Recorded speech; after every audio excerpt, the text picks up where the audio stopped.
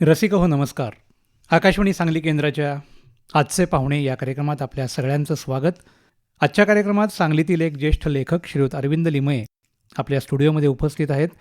तर लिमये सर, आकाशवाणी सांगली केंद्राच्या आजचे पाहुणे या कार्यक्रमात आपलं हार्दिक स्वागत. वयाच्या 75व्या वर्षात आपण नुकतंच पदार्पण केलेलं आहे आणि गेली अनेक वर्ष आपण एक सुप्रसिद्ध लेखक म्हणून सांगली नाही तर संपूर्ण महाराष्ट्रात आपलं नाव आहे. तर हा सगळा आपला जो जीवन प्रवास आहे या मुलाखतीद्वारे आम्हाला जाणून घ्यायचा आहे. आम्ही त्यासाठी खूप उत्सुक आहोत. तर कार्यक्रमात सुरुवात आपण करणार आहोत. पहिला प्रश्न असा आहे की मी गेली अनेक वर्ष आपली नाटकं वाचलेली आहेत, काही नाटकं आम्ही परफॉर्म देखील केलेली आहेत. त्यामध्ये एक महत्त्वाचा धागा मला आढळला जो पहिल्या प्रश्नाशी थोडासा निगडीत आहे. आपण अनेक कौटुंबिक नाटकं लिहिलेली आहेत, त्याच्यामध्ये अनेक जिव्हाळ्याचे विषय ते आलेले आहेत. तर हे सगळं कुटुंबवत्सल, आपण फॅमिलीमध्ये जन्माला आलात, तिथून सुरुवात झाली. आपली कौटुंबिक पार्श्वभूमी काय होती या प्रश्नानं आपण या कार्यक्रमाची सुरुवात करूया. शशांक, तुझ्या प्रश्नाला आता सविस्तर उत्तर देण्यापूर्वी मला आभार मानायचे आहेत आकाशवाणीचे आणि तुझे सुद्धा. त्याचं कारण असं आहे की आजची मुलाखत म्हणजे जरी मनमोकळ्या गप्पा असल्या तरी माझ्यासाठी ते मागवळून बघणं असेल. वा. मग हे बघत असताना त्याच्यावरती आता ह्या विषयावरती तू मुलाखत घेणार आहेस असं म्हटल्यानंतर मनात ते विचारांचे तरंग सुरू झालेच. आणि मग माझ्या असं लक्षात आलं की आपल्या जीवन प्रवासामध्ये खास खळगे होते, पण तोल गेला तर सावरायला माणसंसुद्धा होती, वळणंसुद्धा होती. आणि ती वळणं थोडीशी अवघड अशी वाटली, पण त्या वळणावरून तसंच पुढं गेल्यानंतर खंबीर मनानं पुढं माझं स्वागत करायला अनेक यश देणारे, आनंद देणारे, समाधान देणारे क्षण उपलब्ध होते. आणि त्या सगळीकडं आज मागवळून बघत असताना मला असं जाणवतं की तुम्ही येईल तो क्षण अगदी मनापासून स्वीकारला तर अडचणीचं, दुःखाचं असं काही नसतं. ते निर्माण होतं, ते आपण ते मनापासून स्वीकारतो का नाही याच्यावर अवलंबून असतं. आणि या दृष्टीने विचार केला तर कौटुंबिक पार्श्वभूमीबद्दल प्रतिकूल परिस्थितीचं वर्णन करायचं झालं तर ते खूप करता येईल मला, पण ती प्रतिकूल परिस्थिती नकारात्मक दृष्टीनं माझ्या मनामध्ये कधी रुतणं सोडच स्पर्शसुद्धा करून गेलेली नाही. कारण जीवापाड प्रेम करणारी मोठी भावंडं, लाड करणारे आईवडील, हे जे लहानपणामध्ये आवश्यक असतं ते सगळं आम्हाला सगळ्याच भावंडांना पूर्णतः मिळालेलं आहे. आणि त्यामुळं थोडीशी प्रतिकूल परिस्थिती असली तरी ती काटकसर असू दे, ॲडजस्टमेंट्स असू देत, काही खर्चातल्या ह्याच्या त्याच्या, त्याचं कुठल्याही प्रकारचं दडपण न घेता ते ओझं माझे आईबाबा स्वतःच्या शिवावर घ्यायचे आणि आम्हाला आनंदात ठेवायचे ते प्रयत्न करायचे.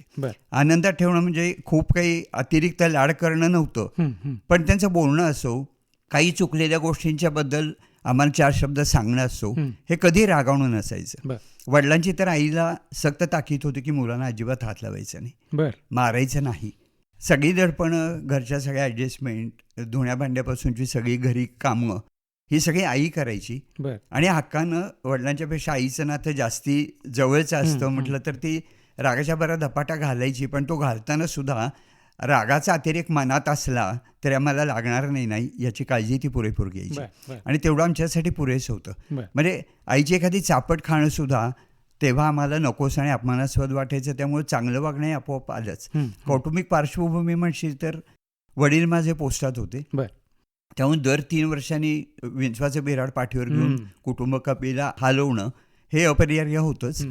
आई अर्थातच त्या काळाचा विचार केला तर हाऊसवाईफच होती. सांगायला मला आता कौतुक वाटतं आईचं. आणि तेव्हा आई ही शिकलेली नसून सुद्धा तिचं इंग्लिशवर आणि गणितावरती एवढं प्रभुत्व कसं, असा मला प्रश्न पडायचा. आणि आईला मी विचारलं तर का आई सविस्तर मी काय काय केलं याचं उत्तर देण्यापेक्षा मनापासून अभ्यास केला की आयुष्यभर लक्षात राहतो एवढं वाक्यात द्यायची. आणि ती आम्हाला लहान मुलांना लहान वयात आईनं न कळत दिलेली हिंट होती. लक्षपूर्वक अभ्यास करणं म्हणजे काय हे आईने शिकवलं आणि आम्ही अंगीकारलं असं नव्हतं. तर तिथं लक्ष देऊन आपण ते वाचायला पाहिजे, म्हणजे आपलं सुद्धा आईचं आहे तसं लक्षात राहील अशी जाणीव व्हायची. असे अनेक लहानसहान प्रसंग आहेत, पण संगोपन कसं असावं याचं ते मूर्तिमंत उदाहरण आहे. हे आज मला प्रकर्षानं जाणवतं ती दोघं हयात नसताना. आपण बहीण भावंड किती? आम्ही एकूण 5 भावंड, 2 मोठ्या बहिणी लागोपाठच्या, त्यानंतर माझा मोठा भाऊ, मग मी. आमच्या चौघांच्यामध्ये एक 2-2 वर्षाचं अंतर होतं. आणि माझ्या लहान भावात आणि माझ्या 6 वर्षाचं अंतर होतं. त्यामुळं मोठ्या भावंडांच्याकडून, आई वडिलांच्याकडून लाड करून घेण्याचा जो काही अवकाश होता तो सुदैवानं आमच्या साही भावंडात मला मिळाले जास्त. बरोबर. वा. कौटुंबिक पार्श्वभूमीविषयी आपण आत्ता सांगितलं. लहानपण हे खरंच सुंदर असतं. म्हणजे आपण बऱ्याच वेळा म्हणतो की लहानपण देगा देवा. आणि आज वयाच्या टप्प्यावर म्हणजे आपण वयाच्या 75व्या वर्षात आहात, तर ते लहानपण आठवताना काय आठवणी मनात येतात? ते कधीच विसरू नये असे दिवस होते बरं. असं मला वाटतं. हां. म्हणजे त्या काळाचा विचार केला तर तेव्हा हे असं नको होतं तसं नको होतं अशी काहीही रुखरुख माझ्या मनात नाही आहे. बरं. मला आता बालपणाच्या आठवणी तुला सांगायच्या झाल्या तर त्या सर्वसाधारणपणे जयसिंगपूरच्या वास्तव्यातल्या अगदी पुसट आठवणी आहेत. बरं. म्हणजे त्यातले चेहरेसुद्धा मला स्पष्ट आठवत नाहीत. किती वर्षाचे होतं त्यावेळी? तेव्हा मी साधारण 2 पूर्ण झाली होती. अच्छा, बरोबर. आणि जयसिंगपूरहून माझ्या बाबांची बदली 3 वर्ष झाल्यानंतर नरसिंहवाडीला झाली. बरं. नरसिंहवाडीच्या सगळ्या अतिशय स्पष्ट आठवणी माझ्या मनात आहेत आता. अच्छा. आणि एक तो योगायोगाचा असेल किंवा नशिबाचा भाग असेल माझं बालपण खऱ्या अर्थानं स्मरणीय झालं ते नरसिंहवाडीच्या पार्श्वभूमीमुळे. होय. बरं. अतिशय पवित्र पार्श्वभूमी. लहानपणी सुद्धा खेळायला हट्ट करायला बागडायला होती ती दत्तगुरूंच्या वास्तव्याची. घरी आई बाबा दोघंही अतिशय मनापासून आणि श्रद्धेनं, आणि मुख्य म्हणजे काहीतरी मागायचे देवाकडं म्हणून तिची सेवा करत नव्हते. सेवा होती ती अतिशय निरपेक्षपणा नव्हती. आणि कुठलीही संकट आली, प्रतिकूल परिस्थिती आली तरी तारणहार तो आहे ही श्रद्धा त्यांच्या मनात होती. पण त्यासाठी माझी आता अमुक ठिकाणी बदली व्हावी वगैरे असं कधीही बाबांनी नवस बोलून, आमचे आजारपण असू देत, आर्थिक ओढग्रस्तता असू दे, तर या सगळ्यातून सुटका व्हावी असे मागणं त्यांनी देवाकडे कधीच केलेलं नाही. बरं. त्यामुळे आस्तिकता म्हणजे नेमकं काय हे आईवडिलांनी न कळत आमच्या मनावर रुजवलं म्हणण्यापेक्षा रुजलं गेलं. आणि मग तीच भावना मनात घेऊन आमची पुढची वाटचाल सुरू झाली. बरं. घरचे संस्कार महत्त्वाचे असतात, त्याच्याबरोबरच आपल्याला शालेय जीवन, त्याच्यानंतर महाविद्यालयीन जीवन आणि नंतर नोकरी असे विविध टप्पे येतात आपल्या आयुष्यात. तर आपलं शिक्षण आणि त्याविषयीच्या काही आपल्या आठवणी असतील तर त्या आपण सांगाव्यात. आता मगाशी तुला सांगितलं तसं मोठा भाऊ आणि मी ह्याच्यात 2.5 वर्षाचं अंतर. त्याला स्वतःचं बालपण लाडाकोडात आईवडिलांच्या सहवासात घालवायची संधी माझ्यामुळे मिळाली नाही. आणि मी जसा लहानाचा मोठा होत गेलो तेव्हाचा अगदी जीवाभावाचा मित्र आमच्या घरीच होता मोठ्या भाऊच्या रूपात. कारण तोही तेव्हा फार तर 4-4.5 वर्षाचा होता. माझा जन्म झाला तेव्हा तो 2.5 वर्षाचा होता. तर तो कुठेही बाहेर निघाला, आईने दूध प्यायला बोलवलं की तो गेला की मला न बोलवता मी त्याच्या मागोमाग जायचो. म्हणजे चेष्टे ते म्हणायचे सुद्धा, तू शेपूट आहेस त्याचं. आणि तो नसेल तर मला चैन नाही पडायची. खेळायला तो आपल्या मित्रांच्या बरोबर गेला की मी मागोमाग त्याच्या जायचोच. आणि त्यांनी कधीही तू येऊ नको माझ्याबरोबर अशी हिडीस पिडीस एकदाही केलेली नाही. सांभाळून घ्यायचं, तुम्हाला जायचं. आणि मग तिथून माझ्या बाबांची बदली कुरुंदवाडला झाली. आणि कुरुंदवाडला जेव्हा झाली तेव्हा माझ्या मोठ्या बाबाचं त्या काळातल्या शैक्षणिक नियमानुसार 7 पूर्ण झाल्यानंतर शाळेत जायचं वय झालं. आणि तो शाळेत ॲडमिशन घेऊन आता शिक्षण सुरू करायच्या आधी आईने त्याचा अभ्यास बऱ्यापैकी करून घेतलेला असायचा आणि मी त्याच्याजवळच ते ऐकत बसलेलो असायचो. आई काही मला अभ्यास सांगायचे नाही, पाडेलेले सांगायचे नाही, पण कानावर जात होतं ते. तो जसा पहिलीत गेला तसं आई अभ्यास करायला बसली, त्याला पाठी आणली की मी हट्ट केला मला पण पाठी पाहिजे, ती मिळाली. आई पाढे सांगायची, तो लिहायचा, त्याचं बघून मी लिहायचो. ते पाठ करायला सांगायची रोज एक पाढा. असे 30पर्यंतचे पाढे. आता हल्ली हे सगळं प्रोसेस नाही आहे, पण पूर्वी पावकी, दीडकी, अडीचकी हे सगळे पाढे होते. ते माझे त्या वयात पाठ होते, तोंडपाठ. मला शाळेत जाण्यापूर्वी म्हणजे भावाचे शिक्षण चालू झाल्यानंतर. मग तो शाळेत जायला लागला तसं मी हट्ट करून त्याच्याबरोबर माझं दप्तर घेऊन पहिलीच जाऊन बसलो. पाटील म्हणून माझे मुख्याध्यापक होते. वडील तिथं पोस्टमास्टर असल्यामुळे वडिलांच्या परिचयाचे होते. कुठं? कुरुंदवाडला. आणि पूर्वी पटसंख्या खूप कमी असायची. जीवाभावाचं नातं असायचं पालक आणि शिक्षक यांच्यातलं सुद्धा. आणि नुसतं येऊन बसतोय, दंगा करत नाही, बसे ना का असं ते म्हणाले. आणि मी जाऊन बसायला लागलो. परीक्षेला मात्र मला त्यांनी येऊन दिलं नव्हतं. मग आई म्हणाली मी तुझी घरी परीक्षा घेते म्हणून समजूत काढलेली. तो दुसरी जाऊन बसल्यानंतर त्याच्यामुळे मग मी दुसरीत गेलो. तिसरीत जायची जेव्हा वेळ आली तेव्हा पहिलीत ॲडमिशन घेतलेली असल्यामुळे मला पहिलीत बसवलं आणि त्याला तिसरीत नेऊन बसवलं. आणि मी आजूबाजूला बघितलं, भाऊ दिसत नाही म्हणताना मी कावरा झालो, कुठं आहे दादा? ते म्हणाले तो तिसरीत आहे. मग मी दप्तर गोळा केलं आणि तिसरीच्या वर्गात जाऊन बसणार म्हणून हात केलं.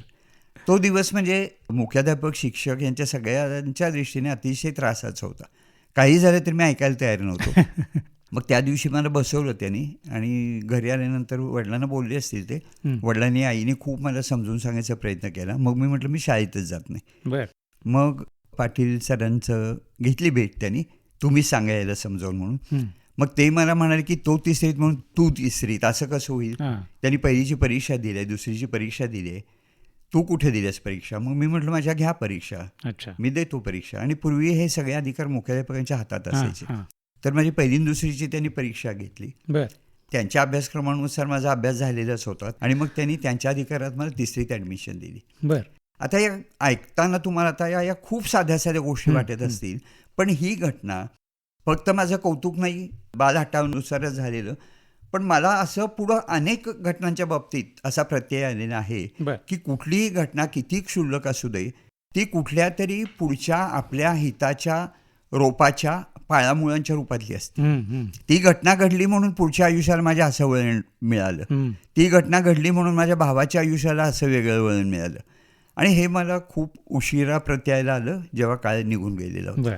पण त्यानंतरचं SSCच्या बॅचपर्यंतचं पूर्ण माझं शिक्षण माझ्या भावाबरोबर झालं. बर आणि आम्ही दोघांनी, हा खूप रेअर एक्झाम्पल असेल की एका बाकावर बसून इतक्या वर्षांचा शैक्षणिक प्रवास आमचा पूर्ण झालेला आहे. बर बर शालेय शिक्षणानंतर आपण महाविद्यालयीन शिक्षणाकडे हो, वळलात, तर आज जी कला आपण जोपासताय त्याची बीज तिथं कुठेतरी रोवली गेली असं आपल्याला वाटतं. आता विचार केला तर वाटतं. हां म्हणजे मला एक प्रसंग शाळेतला आठवतो. किती मी 6वी-7वीतच असेन. बर किर्लोस्कर हायस्कूल म्हणजे सांगली एज्युकेशन सोसायटीशीच अटॅच होती ती. आता नाही आहे, आता त्यांनी स्वतःची शैक्षणिक संस्था वेगळी स्थापन केली. पण आमच्या शैक्षणिक काळानंतर सुद्धा अनेक वर्ष ती सांगली एज्युकेशनशीच होती. तिथं मराठीचा निबंध, मला नावं सुद्धा आठवत आहेत, प्रसिद्धीची हाव असं एक त्यांनी निबंध दिला होता. बर आणि रांगेचे राज्य. तर रांगेचे राज्य म्हणजे तेव्हा रेशन होतं, नुकतंच युद्धचं वातावरणातून बाहेर पडलेलं होतं आपला देश. आणि त्यामुळं प्रत्येक गोष्टीला रांग असायची. अन्नधान्य मिळायचं नाही दुकानातून, याचं रॉकेल घ्यायला रांग घ्यायचे. आणि मग त्यामुळं त्याचा विचार करून तेव्हाची सामाजिक परिस्थिती कशी असेल असं म्हणून मी माझ्या भाषेत जे काही लिहिलं असेल तो निबंध, ते मला शब्द आठवत नाहीत. किंवा प्रसिद्धीच्या हावमध्ये सुद्धा आमच्या किर्लोस्करचं वातावरण असं होतं की ते गाव नव्हतं, एक मोठं कुटुंब होतं. साधारण 200-250 उमऱ्याची ती कॉलनी होती. बर आणि प्रत्येकाशी वैयक्तिक संपर्क आणि सहवास, कुठलेही करमणुकीचे कार्यक्रम असू दे, सार्वजनिक कार्यक्रम असू देत, सगळेजण एकत्र यायची, दुखलं खुपलं बघायची. आणि त्यात संकोच वाटत नव्हतं शेजारीकडून काही मदत मागण्यामध्ये. भिंती नव्हत्याच, त्यामुळे त्या आम्ही पाडल्यात असं काही मी म्हणत नाही. आणि ह्या सगळ्या पार्श्वभूमीवरती माझे ते दोन्ही निबंध इतर मुलांनाही वाचायला मिळावेत म्हणून मॅडमनी काच फलकात लावले होते. बर मला माझा तो खूप मोठा सन्मान वाटला होता. म्हणजे मुलं येतात, अगदी 10वी-11वीपर्यंतची मुलं यायची, टाचावर करून तो निबंध वाचायची, मला शाबासकी द्यायची. आणि ते सगळं मी स्वतःचं कौतुक डोळ्यांनी बघत होतो. तेव्हा मला असं नाही वाटलं की आता आपल्याला खूप चांगलं लिहिता येईल असं. पण तू बीजारोपण जर म्हणत असशील किंवा मला प्रथम झालेली जाणीव की आपण लिहू शकतो, ही त्या क्षणाने मला दिली. आत्ता आपण जे म्हणालात की कौतुक माझं व्हायचं, तर ते तर शाळेमध्ये तुम्ही अनुभवलं, पण हे सगळं आपण घरी जाऊन सांगितलं असेल, मग आईवडिलांची प्रतिक्रिया काय होती? किरकोळ जरी मला काही आनंदाचं मिळालं ना, आई कौतुक करायची, पण आमच्या दोघांचंही कौतुक करायची. बर मोठा भाऊ तर माझ्यापेक्षा प्रचंड हुशार होता. अच्छा. म्हणजे त्याचे लँग्वेजेस तर चांगल्या होत्याच, पण सायन्स गणितामध्ये तो मास्टर होता. आणि आमच्या वर्गामध्ये खूप हुशार मुलं होती, पण नंबरात असणारी एक 4-5 मुलं असायची, त्यांची अगदी कट टू कट स्पर्धा असायची. माझा नंबर कधीही 6च्या खाली गेला नाही. बर माझा नंबर 6वा असायचा. पहिल्या 5 मी एकदाही आलो नाही SSCपर्यंत. पण आज मला असं जाणवतंय की त्या पहिल्या 5 मुलांच्या मध्ये, ते अजूनही आमचे खूप घट्ट मित्र आहेत. बर SSCची बॅच जी आमची होती ती. तर त्या 5 मुलांच्यात 1 किंवा अर्ध्या मार्काचं अंतर असायचं प्रत्येकाच्या मध्ये. म्हणजे 3 ते 4 मार्कांच्या मध्ये त्यांची स्पर्धा फिरत असायची, पण ती निकोप स्पर्धा होती. अच्छा. हेवे दावे तिथे अजिबातच नव्हते. मोकळेपणाने एकमेकाला जाऊन शाबासकी द्यायची. आता आपण हा कमी पडलेल्या मार्कांचं अंतर कसं कमी करायचं, हा प्रत्येकजण आपापल्या वैयक्तिक पातळीवरती विचार करायचा. आणि बऱ्याचदा 5वा नंबर माझ्या भावाचाही असायचा. त्याच्यात आणि माझ्या जवळजवळ 26 ते 27 मार्कांचं अंतर असायचं. बर गुणवत्तेचा विचार केला तर किती मी मागं होतो त्याच्या तुलनेत, हे आज मला जाणवतं. तेव्हा मला कौतुक वाटायचं, बाबांनी माझं कौतुक केले. गावात शाळा ते पोस्ट असं अंतर म्हटलं तर साधारण अर्ध्या किलोमीटरपेक्षा आजच्या हिशोबात जास्तीच होतं. पण रिझल्ट मिळाला आहे आणि मला चांगले मार्क पडलेत असंच मला तेव्हा वाटायचं. त्रुटी मला तेव्हा जाणवायच्याच नाहीत. तर बाबाचा हात धरून चल म्हणायचो मी, घरी नको जायला, आधी बाबांना दाखवूया. आणि आम्ही दोघं जण शर्यतल्यावरसारखं पळत पोस्टापर्यंत जायचो, जिथं आता कारखान्याचं गेट आहे म्हणजे कॉलनीत येण्याचं, तिथपर्यंत जायचो. आणि पोस्टात जाऊन मी असं बाबांच्या हातात गुणपत्रक द्यायचो आणि बघायचे आणि शाबासकी द्यायची. तुझा कितवा नंबर आला? मी म्हणायचो 6वा आला. आणि तुझा रे? मोठ्या भावाला विचारायचे, तो म्हणायचा 5वा आला. सगळ्या स्टाफला आमच्या दोघांच्या समोर ते सांगायचे की हा 2.5 वर्षांनी लहान असून सुद्धा मोठ्या भावाची पाठ सोडत नाही. ही त्यांची उत्स्फूर्त प्रतिक्रिया असायची. आणि तो पण हसत ते ऐकायचा. मला आज जाणवतंय की त्याला त्याचं वैषम्य वाटलं असेल का नसेल. मग त्याला मी आज गप्पा मारताना विचारतो तर तो म्हणतो, अरे मला तेव्हा काही समजायचंच नाही. ते वय तसं म्हणजे असं मनात रुखरुख धरावी असं काही नव्हतं. पण आज मला वाटतं की त्यांनी दोघांनाही जवळ घेऊन शाबासकी द्यायला पाहिजे होती. माझं कौतुक एवढ्यासाठीच की मी 2.5 वर्षाचा असून सुद्धा मी त्याच्या बरोबरीने शिकतोय. पण त्याचं मला पुढच्या 11वी पूर्ण कौतुक माझं वडिलांनी मोकळ्या मनाने केलं होतं. दुसरी गोष्ट म्हणजे SSC आम्ही जेव्हा झालो तेव्हा परिस्थिती अशी निर्माण झाली की बाबांच्या अचानक उद्भवलेल्या आजारपणामुळं त्यांचं खूपदा बिनपगारी रजासुद्धा व्हायच्या. आणि मग आता नकारात्मक विचार मनात यायचेच की ते आपलं आयुष्य राहिले, मग ही सगळी उघड्यावर पडतील हे ते. आणि सुदैवानं त्याच्या आधीच 1.5-2 वर्ष बाबांचा आजारपण सुरू झाल्यानंतर मोठ्या बहिणीला पूर्वी SSCच्या मार्गावर खूप चांगल्या नोकरी मिळायची, ती हुशार होती. तर ती सगळ्यात मोठी असल्यामुळं 18 वर्ष पूर्ण झाल्यावर घरच्या परिस्थितीचा विचार करून त्यांनी जे काही स्वतःचं इमेज म्हणा किंवा हे रुजवलेलं होतं प्रामाणिकपणानं नोकरी करत, तर त्यांच्या इन्स्पेक्टर वगैरे वरिष्ठांनी अर्ज करायला सांगितला. इन्स्पेक्शनला आले होते तेव्हा की ही SSCचा रिझल्ट लागला की तिला अर्ज करायला सांगा. शाळेमध्ये नाही, पोस्टामध्ये. पोस्टात. आणि तिला बाबा रिटायर व्हायच्या आधी जवळजवळ 7 महिने नोकरी मिळाली होती. पहिलं पोस्टिंग रत्नागिरीला. आज म्हणजे मला ते बसेस नव्हत्या, किर्लोस्करहून ट्रेननी जयसिंगपूरला यायचं, जयसिंगपूरहून बसनी कोल्हापूरला जायचं, तिथल्या स्टँडवरनं आपलं लगेज घेऊन रत्नागिरीसारख्या परगावात जायचं. त्याही खूप रेअर बसेस होत्या, 1 किंवा 2 अशाच. आणि तिथं खोली घ्यायचं, राहायचं हे एका मुलीने करायचं. ती सुद्धा 18 वर्षाची पूर्ण झालेली मुलगी. पण ती गेली. आणि पोचवायला अर्थातच आई गेली तिच्याबरोबर. एक खोली घेऊन दिली, वातीचा स्टोव दिला, स्वयंपाक आपापला करून तू जेवायचास. ती 2 वेळेचा स्वयंपाक स्वतः करायची, पोस्टात नोकरी करायची. आणि रोज घरी आली की झोप लागायचीच नाही तिला. घरच्या आठवणींनी काही मोबाईल नाही, फोन नाही, काहीच नव्हतं. सुदैवानं ज्यांच्या वाड्यात त्यांनी जागा दिली होती ते तिथे पोस्टमास्तर होते. त्याने हिच्याच वयाची मुलगी होती. आईला त्यांनी सांगितलं होतं की ही माझीच मुलगी आहे म्हणून मी लक्ष ठेवीन, सहकार्य करीन, तुम्ही अजिबात काळजी करू नका. मग हे परमेश्वर कृपेनं दिलेलं सहकार्य. 2.5-3 महिनेच तिथं राहिली असेल ती. आणि तिथून तिचं सांगलीला सगळा काउंटरवरचा एक्सपिरियन्स वगैरे जुजबी घेतल्यानंतर ट्रेनिंगसाठी निवड झाली. आणि त्याच्यानंतर मग पोस्टिंग कुठं होईल तिथं. तर त्या ट्रेनिंगला सुदैवानं तिची अपॉइंटमेंट झाली होती, ती सांगली हेड पोस्टात आताच्या. आणि तिथून तिचं 6 महिन्याचं ट्रेनिंग संपलं आणि बाबा रिटायर झाले 1-2 दिवसाच्या फरकात. तर त्यांनी ऑर्डर काढली होती ती मिस्टर JS लिमयांचा रिलीवर म्हणून अपॉइंटमेंट लेटर. आणि त्यामुळे एक झालं की कॉलनीतलं आमचं घर हक्काचं रिक्वेस्ट न करताही मॅनेजमेंटने म्हणून सांगितलं की क्वार्टर्स आम्ही हिच्या नाव ट्रान्सफर करून देतो, पण फक्त तिचं लग्न होईपर्यंत ते राहीलच. या पार्श्वभूमीवर आम्ही SSC झाल्यानंतर नोकरीचं वय भावाचं होतं. त्या काळात सब्जेक्टिव्ह क्वेश्चन्स असताना त्याला 75-76% मार्क होते SSCला. गणित आणि इंग्लिश आणि सायन्स अतिशय आवडीचे विषय. आणि तो पुढं कोण होणार तुम्ही अशी स्वप्न आयुष्यातली निबंध यायचे, तर त्यात इंजिनियर होणार असं तो लिहायचा. आणि मला काय लिहावं ते सुचायचंच नाही, माझा काही एमच नव्हता जसा काही. आणि मग त्याला आपण नोकरी करायला लागणार. आणि माझं नोकरीचं वय नव्हतं म्हणून मला कॉलेजला जायला मिळालं. मी जर दोन्ही आता एकदम केल्या नसत्या तर कदाचित काही घरगुती कामं करत करत आईनी दिवस ओढले असते बहिणीचं लग्न होईपर्यंत. पण त्याची निदान 2 वर्ष तरी कॉलेजची पूर्ण होतील, जाऊ दे कॉलेजला, असं हो. झालं सगळं. तेव्हा आमच्या घरी त्यांनी मिळवायची गरज नव्हती. बरोबर. पण वडिलांचं पूर्वीच्या संस्कारांच्या मुळे असेल हं, हं. की काहीही आपल्याला अर्निंग सोर्स नसला तरी हिचं योग्य वेळेत लग्न करून द्यायचं असं त्यांनी ठरवलं होतं. बरं. म्हणजे हे संस्कार होते नकळत हं, आमच्यावर हं, घडलेले, हं. की कर्तव्य, प्रतिकूल परिस्थितीत सुद्धा कौटुंबिक जबाबदाऱ्या किती खंबीरपणानं तुम्ही स्वीकारायला पाहिजे याचा तो मूलमंत्र होता. बरोबर. ते सगळं झाल्यानंतर भावाला नोकरी करण्याशिवाय पर्यायच नव्हता. हं. तो नोकरीला लागला. ती रात्र मात्र आज बहीण सांगते की तो रात्रभर रडत होता. बरं. म्हणजे नाही शिकायला मिळणार आपल्याला म्हणून.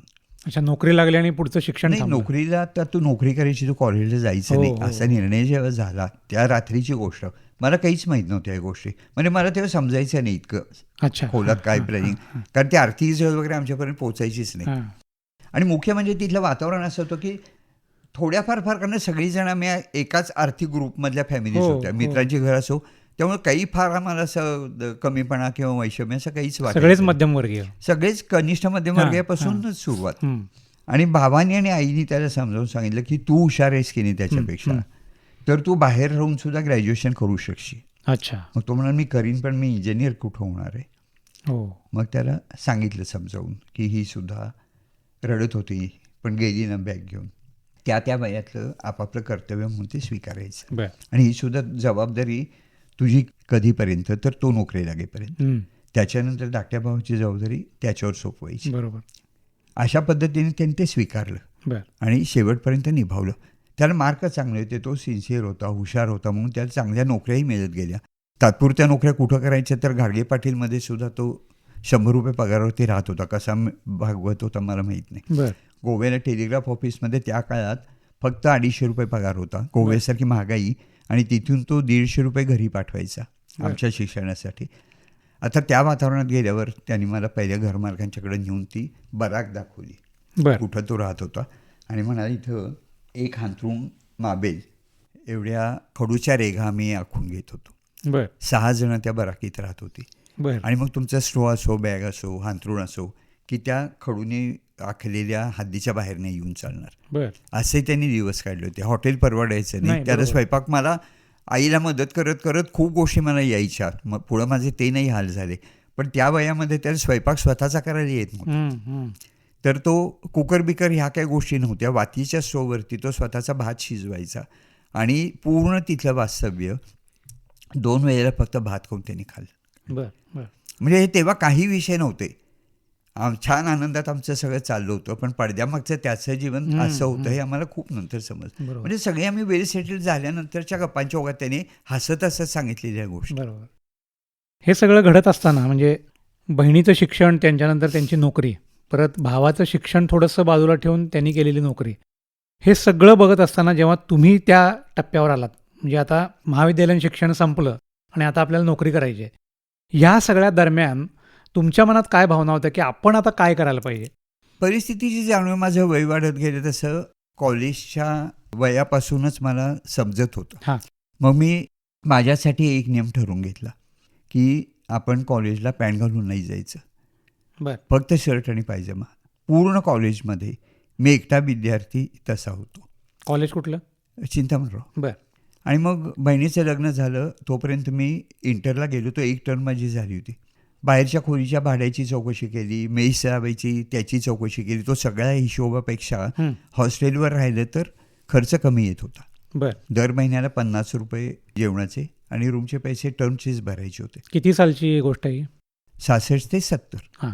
या पिरियडमधली. त्यातलं पहिलं 1.5 वर्ष माझं हॉस्टेलवर झालं. बरं. आणि इतर कष्टकरी समाज असू दे किंवा गरीब वर्गातली ब्राह्मण मुलं असू देत, त्यांचं शिक्षण खूप काटकसरीत व्हायचं. पण माझं पूर्ण स्वास्थ्य झाले पहिले 1.5 वर्ष तरी. कारण हॉस्टेलवरती मी राहत होतो, मेसमध्ये चांगलं जेवत होतो, अभ्यासाला भरपूर वेळ मिळायचा वगैरे.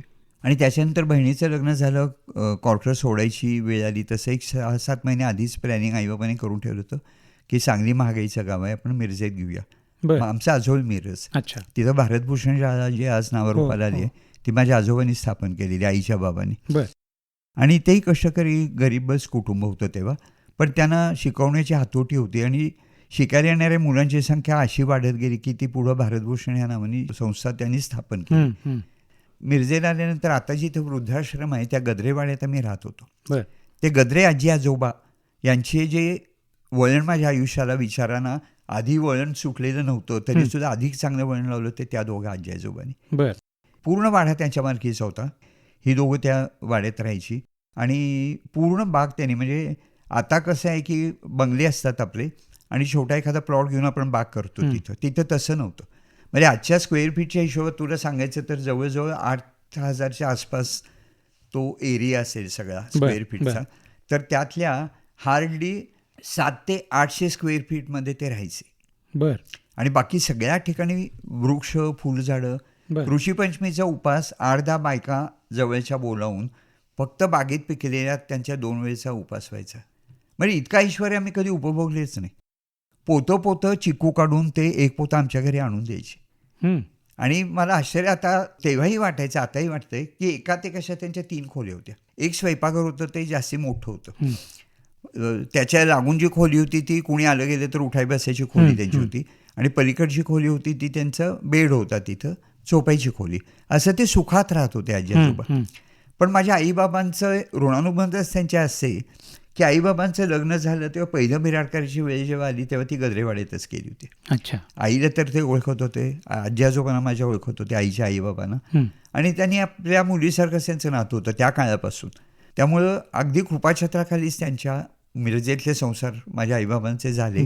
आणि आता रिटायरमेंट नंतर आमची गरज म्हणून आम्ही जेव्हा राहायचा विचार करायला लागलो तेव्हा आई म्हणाली की त्यांनी तो विकलाय वाड्या त्यांचा निम्मा. पण मी काका काकूंना भेटून एकदा सांगून येतो, ओळखीत कुठं जागा असली तर तुम्ही बघून ठेवा. एवढी माफक अपेक्षा घेऊन आई त्यांना भेटायला गेली. आणि म्हणाली की आम्हाला वाटत होतं तर इजाबिजा तिजाच होतं, पण आता चौथ्यांदा सुद्धा योग आलाय म्हणायचं. का म्हणाली आई? तर नाही म्हणालीस तर इथं सुद्धा तू राहू शकशील. तर इथं कुठं राहायचं म्हणाली. मग त्याने आपलं स्वयंपाकघर दाखवलं, ते खूप मोठं होतं. मग इथं तुम्ही राहू शकाल. तिथं बघितलं तर त्या स्वयंपाकघरात बाबांची गादी जर घातली, कायम ते झोपून असायचे म्हणून, तर ह्या चौघांना कोणी घरी आलं दुसरं माणूस 5 मिनिटासाठी सुटला तर बसा म्हणायची जागा नव्हती. तर आई म्हणाली एवढेच एक अडचण येईल म्हणून. बरोबर. मग ते म्हणाले तुला जर चालत असेल तर यांची गादी ठेवण्यापुरती मी जागा करून देतो. मधल्या खोलीत पार्टिशन घातलं की कशी बशी बाबांची खोली बसायची. वीजभर अंतर आम्हाला वावरायला राहायचं आणि त्या भिंतीलगत एक छोटी कॉट बसायची. आणि मग आईला मी म्हणायचो की सकाळी कॉलेजला जाताना मी लवकर उठणार तर तू कॉटवर झोपत जा, बाबाने हाक मारली तर उठता येईल वगैरे म्हणून. पण दिवसभर त्या कॉटवर माझी मालकी असायची, कारण बाबांना काय हवं नको बघायला. कॉलेजमधनं येऊन जेवण झाल्या 12पासून मी त्या कॉटवर मांडी घालून बसून अभ्यास करत असायचो. आणि भाडं किती म्हणशील तर तू तेव्हा 35 रुपये होतं. तर ते आमच्या बाबांच्या 50 रुपये पेन्शनमध्ये भागणारं नव्हतं. बाहेर 50 रुपयाच्या चांगलं जागा उपलब्धच नव्हती. आणि माझा आकाशवाणीचा खरा जवळचा संबंध तिथं आला, कारण घड्याळ नव्हतं. वंदे मातरम सुरू झालं की 6 वाजलेले असायचे, ते घड्याळ होतं माझं. आता या सगळ्या जो पुढचा प्रवास आहे जाणून घ्यायचा आहे आपल्याकडनं, पण आज वेळेच्या मर्यादेनुसार आपण कार्यक्रमात थांबतोय. पुन्हा भेटूया पुढच्या कार्यक्रमात. तोपर्यंत मला शशांक लिमयेला आणि या कार्यक्रमाचे सादरकर्ते श्रीनिवास जरंडीकर यांना आता निरोप द्या. नमस्कार.